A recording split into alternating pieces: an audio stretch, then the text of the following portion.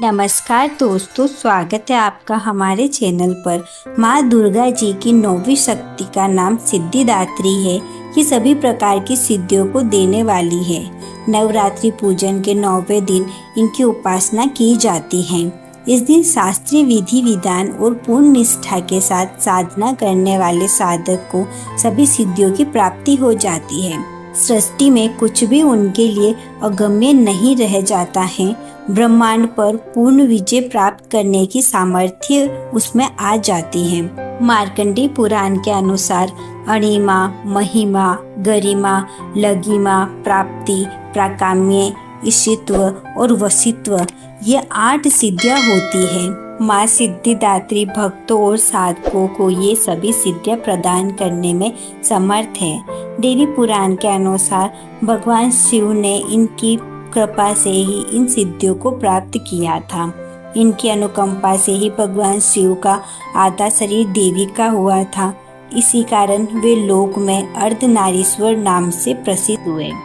माँ सिद्धिदात्री 4 भुजाओं वाली है। इनका वाहन सिंह है। ये कमल पुष्प पर भी आसीन होती हैं। इनके दाहिने हाथ के नीचे वाले हाथ में कमल पुष्प हैं। प्रत्येक मनुष्य का यह कर्तव्य है कि वह माँ सिद्धिदात्री की कृपा प्राप्त करने का निरंतर प्रयत्न करे, उनके आराधना की ओर अग्रसर हो। 9 दुर्गाओं में माँ सिद्धिदात्री अंतिम है।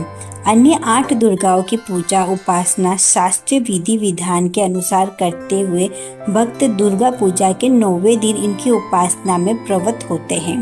इन सिद्धिदात्री माँ की उपासना पूर्ण कर लेने के बाद भक्तों और साधकों की लौकिक परलौकिक सभी प्रकार की मनोकामनाओं की पूर्ति हो जाती है।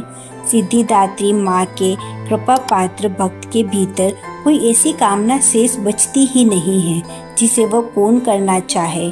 माँ भगवती का परम सानिध्य ही उनका सर्वस्व हो जाता है। इस परम पद को पाने के बाद उसे अन्य किसी भी वस्तु की आवश्यकता नहीं रह जाती।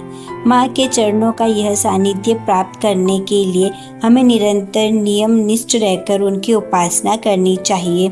माँ जगदम्बे की भक्ति पाने के लिए नवरात्रि में 9वीं के दिन माता का पूजन करना चाहिए। जय माता दी। Thank you. लाइक करो, सब्सक्राइब करो।